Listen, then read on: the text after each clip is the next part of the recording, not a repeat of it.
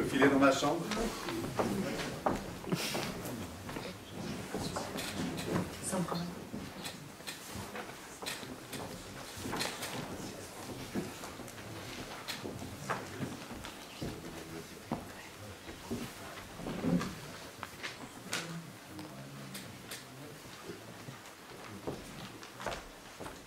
Voilà, mesdames, messieurs, merci pour l'invitation.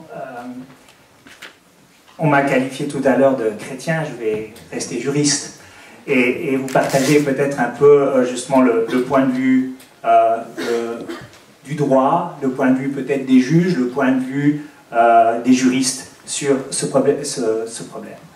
Quand j'ai lu le sous-titre qui m'a été proposé, bien sûr, je me suis souvenu d'une comédie américaine qui cherchait à trouver un pilote dans un aéronef. Et puis, sur un autre point de vue, je me suis dit que peut-être je pourrais filer une métaphore aéronautique tout au long de mon exposé. C'est ce que je vais essayer de faire. J'espère que vous arriverez à me suivre. Tout d'abord, je vais commencer par un survol de la matière. Et je vais le faire en 3 escales. Une petite introduction. Vous verrez qu'elle sera consacrée à la manière de décrire qui occupe quel siège dans l'avion. Ensuite, je traiterai de la répartition des compétences et il s'agira pour moi de définir qui est le pilote entre le maître d'ouvrage et l'architecte. Dans une deuxième partie, j'aborderai les questions de responsabilité en cas de coût dépassé. Donc là, on est dans une situation de crash et il faudra déterminer comment on va s'en sortir.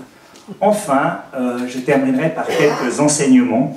Le but sera de vous garantir un vol agréable, un atterrissage en douceur pour votre projet de construction. Alors, en guise d'introduction, eh bien, un peu de géographie dans les rapports contractuels. Il va s'agir de déterminer finalement quelles sont les compétences et les responsabilités au sein d'un projet de construction en axant sa vue sur les contrats et pas nécessairement sur les flux d'informations.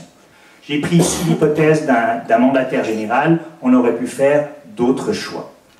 La première relation sur laquelle j'aimerais insister, eh bien, c'est celle qui unit le mandataire général au maître d'ouvrage, un contrat sur lequel je reviendrai. On a sur la droite de l'écran la place d'un conseiller, et ces conseillers, eh bien, il y en a en tout cas un exemplaire qui vous a été présenté ce soir, c'est celui du BAMO ou du RMO, que l'on trouve donc sur la droite de l'écran. Et puis notre maître d'ouvrage, eh bien, il est actif vis-à-vis du projet, on l'a entendu tout à l'heure par M. Muheim, eh bien, il est redevable vis-à-vis d'une collectivité. Et bien sûr qu'il va devoir gérer ce projet en tentant bien sûr de gérer efficacement les deniers publics. Et puis il y a un quatrième intervenant, ce sont les entreprises, des entrepreneurs que l'on ne va pas particulièrement aborder ce soir, mais qui très souvent bien sûr constituent une part très importante du projet. Maintenant que j'ai terminé ce petit cours de géographie, eh bien j'aimerais identifier, comme je vous l'ai dit, le pilote du projet. Et lorsqu'on parle de construction, eh bien la plupart d'entre vous sont conscients que ce n'est pas un monologue, mais c'est très souvent un dialogue entre un maître de l'ouvrage et un architecte. Et donc, on ne va pas avoir un seul pilote, mais on va avoir un binôme, des copilotes qui sont composés ou qui sont le maître d'ouvrage et l'architecte. Alors certains parmi vous, en tout cas dans les discussions que j'avais eues, se sont demandé notamment comment les juristes gèrent les obligations du maître d'ouvrage, en disant, eh bien si on regarde notamment les règlements 102, 103, on ne trouve pas les tâches qui incombent au maître de l'ouvrage. Alors 102, 103 ne le contiennent pas, mais il y a une norme qui a déjà été d'ailleurs évoquée aujourd'hui, qui est la norme 112, et eh bien cette norme 112, qui est un modèle d'étude et de conduite de projet, va décrire précisément comment le maître d'ouvrage doit participer activement au processus du projet. En simplifiant à l'extrême, eh bien, je vais maintenant tâcher de décrire finalement l'activité de nos deux copilotes. En parlant du maître de l'ouvrage, j'ai parlé du client, mais ce n'est pas un client passif qui va voler à l'aveugle. Il va être chargé de déterminer la destination, l'objet et bien sûr de donner un plan de vol. Quant à l'architecte, c'est lui le spécialiste, c'est lui qui sera aux commandes du projet, qui connaît la technique de vol et qui va donc assumer un certain nombre de compétences et d'obligations. Alors, commençons d'abord par des obligations générales, et on voit que du côté du maître de l'ouvrage, on va attendre de lui qu'il définisse les objectifs, qu'il fixe les conditions cadres. Il a vraiment un travail à faire en amont, avant de confier un mandat à l'architecte, où il va définir le projet, définir un cahier des charges. Sur la base de ces objectifs, eh bien, l'architecte va lui devoir déterminer quelles sont les exigences du projet, et il va être un conseil du maître de l'ouvrage en tant que spécialiste. Il aura de grands devoirs d'information et d'avis vis-à-vis du maître de l'ouvrage. Il va devoir réfléchir en variantes, les soumettre au maître de l'ouvrage, et bien sûr faire en sorte que ce maître d'ouvrage, qui n'est souvent pas un spécialiste, eh bien, comprenne ces informations, et c'est à lui de s'adapter dans ses explications au niveau de son interlocuteur. Un des problèmes, et je vais en choisir qu'un finalement qui nous intéresse ce soir, c'est vraiment celui de la maîtrise des coûts. Et on va attendre du maître de l'ouvrage eh bien, qu'il détermine le cadre financier. Ce cadre financier, ça peut être un simple investissement, mais plus intelligemment, ben, ça sera un calcul financier sur un cycle de vie, et c'est là aussi où finalement les discussions entre maître d'ouvrage et architecte seront importantes. L'architecte, quant à lui, eh bien, est chargé de coordonner le cahier des charges avec le cadre financier et de s'assurer qu'on puisse respecter le cadre financier qui a été convenu. En relation avec les coûts, j'aimerais encore évoquer un troisième point. Bien sûr qu'il y a un choix tout à fait arbitraire de ma part et très certainement simplificateur. Eh bien, c'est celui des modifications du projet. Parce que je crois que très souvent, la cause de l'explosion des coûts, c'est finalement ce droit qu'on reconnaît au maître d'ouvrage de demander des modifications du projet.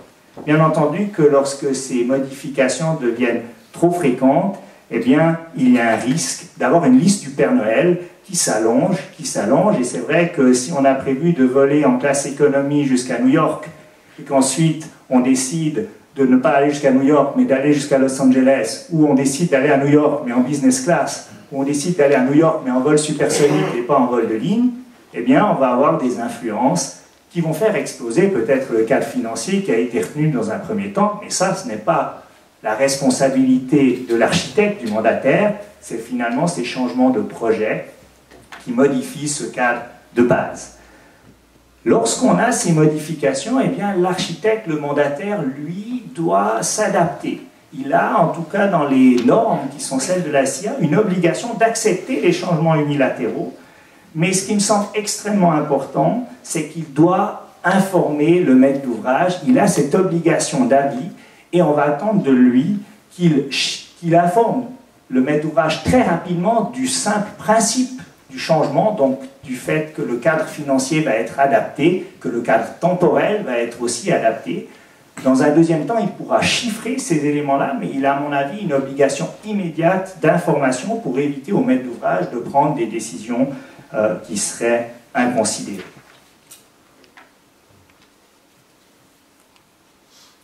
Dans le cadre de cette présentation générale des compétences entre le maître d'ouvrage et l'architecte, j'aimerais maintenant approfondir deux aspects particuliers qui ont d'ailleurs été évoqués par mes prédécesseurs ce soir et qui très certainement sous-tendent le débat sur la maîtrise des coûts. Le premier, c'est le rôle que jouent les BAMO et les RMO, et il convient à mon avis d'apporter quelques précisions. Je n'étais pas là à la séance de coordination, vous verrez qu'il y a quelques redites, vous m'en excuserez, mais c'est le point de vue du juriste et on voit qu'entre technicien et juriste, on n'est pas nécessairement dans deux mondes totalement différents. Il est à mon avis important d'insister d'abord sur la fonction d'un BAMO ou d'un RMO. C'est vraiment une fonction d'assistance au maître de l'ouvrage, assistance sous forme de conseil ou de représentation, mais finalement l'assistance porte sur l'exécution des prestations, des obligations du maître d'ouvrage. Il ne s'agit en aucun cas de devenir un second architecte, et si on ne respecte pas cette répartition des tâches, eh bien on risque d'avoir des problèmes qui ont d'ailleurs été évoqués. À mon avis, la présence d'un BAMO ou d'un RMO est utile si effectivement il y a des compétences qui manquent auprès du maître de l'ouvrage, parce qu'il n'a personne à l'interne qui peut justement comprendre le langage et saisir toutes les implications des informations qui lui sont transmises par son mandataire.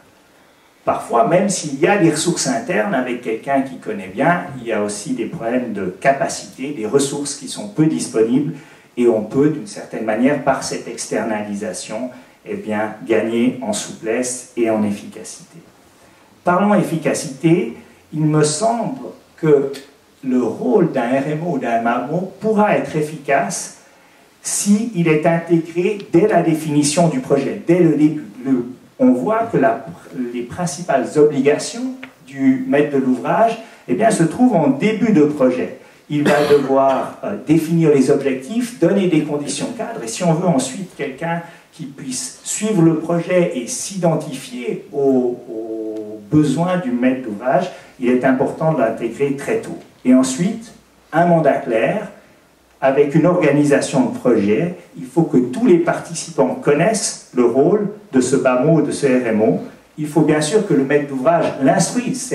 En fait, c'est une complexification aussi du projet, puisqu'on a un interlocuteur de plus pour le maître d'ouvrage, et le maître d'ouvrage doit bien sûr s'assurer de donner les bonnes instructions.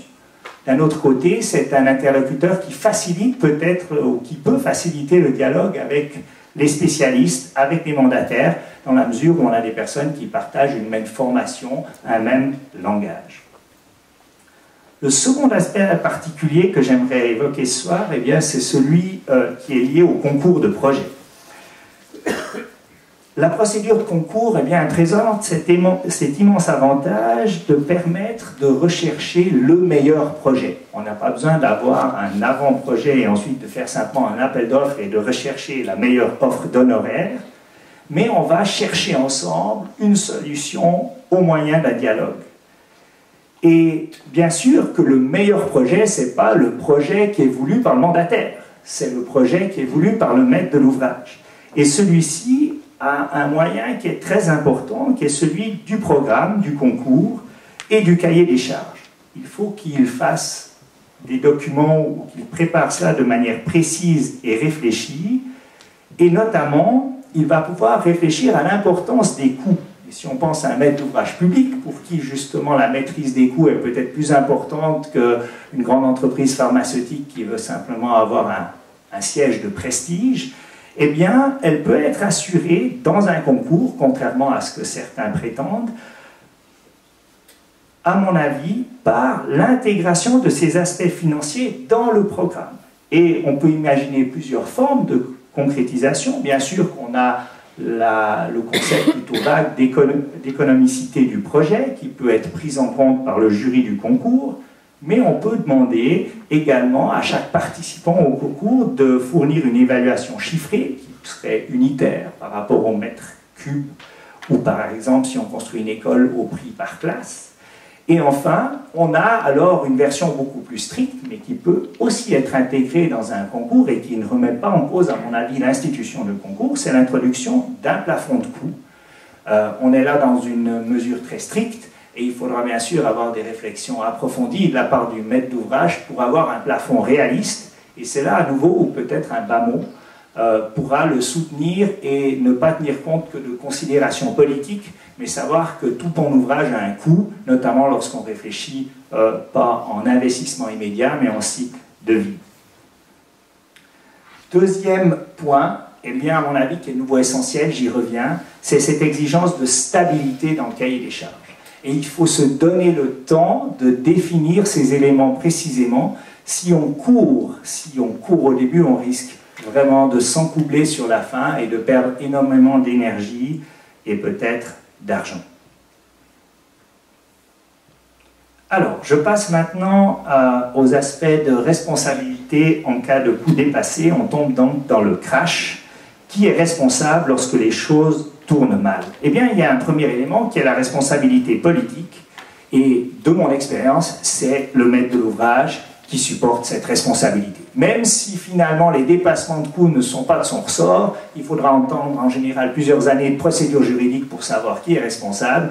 Et vous savez que face à votre collectivité, face à vos électeurs, eh bien, c'est le total de l'addition qui fait foi. Maintenant, d'un point de vue juridique, je pense que la responsabilité est plus partagée et en simplifiant de nouveau, peut-être un peu trop, on va avoir le maître de l'ouvrage qui peut être responsable dans 3 situations principales. Il y en a certainement d'autres, mais j'ai essayé de mentionner les premières ou les principales dans mon expérience. Tout d'abord, un maître de l'ouvrage qui va modifier le projet, qui va faire des modifications de commandes nombreuses, eh bien, c'est lui qui va devoir supporter. Même si on a un prix forfaitaire, même si on a un plafond de coût, ce forfait ne vaut que pour le projet qui a été compris lors de la conclusion du contrat. Ensuite, on peut avoir des maîtres de l'ouvrage qui s'obstinent à donner des instructions malgré la mise en garde des mandataires, ça peut être l'architecte, ça peut être d'autres spécialistes. Enfin, en principe, le maître de l'ouvrage va supporter le risque des situations imprévues, mais c'est très souvent pas le problème numéro 1, ou en tout cas pas le problème le plus difficile à faire passer face à la collectivité. Qu'en est-il maintenant du mandataire, de l'architecte? Eh bien, lui, il va supporter ses propres erreurs, d'abord. Et ses erreurs dans la planification, ses difficultés, ses erreurs dans la coordination des travaux.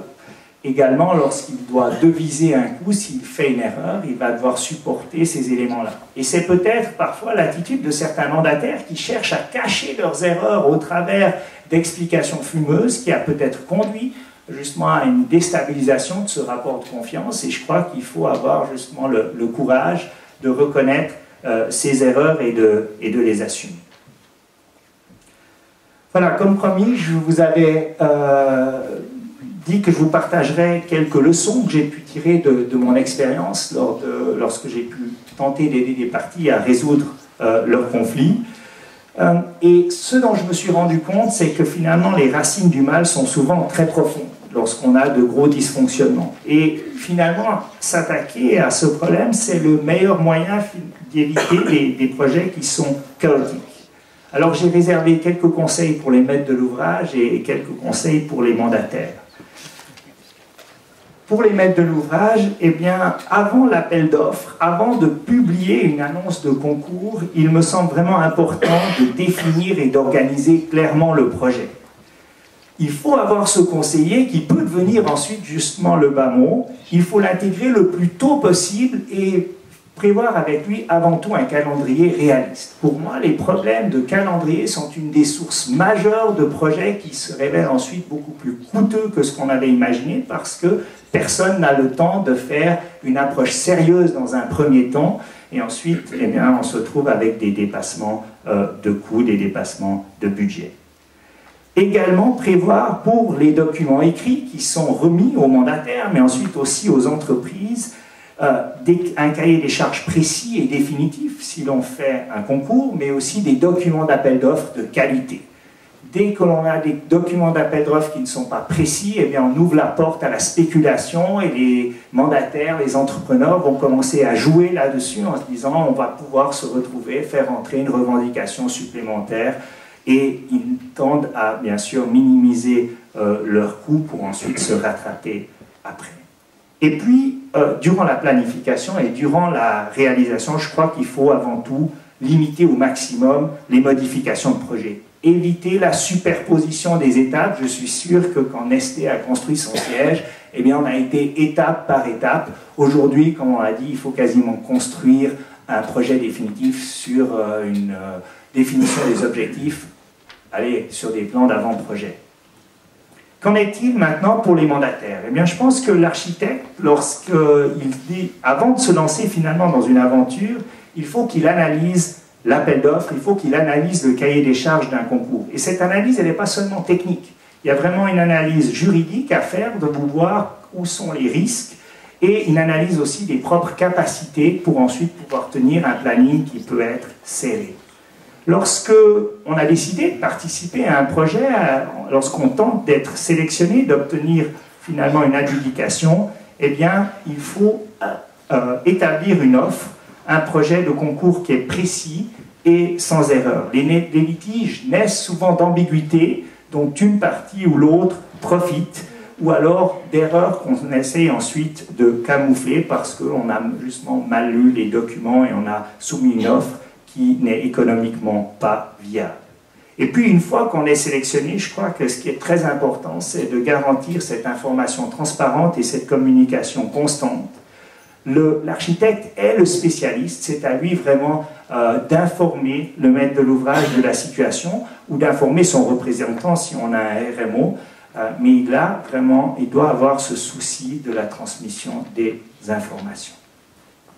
Voilà, je vous remercie de votre attention et je vous souhaite un bon vol.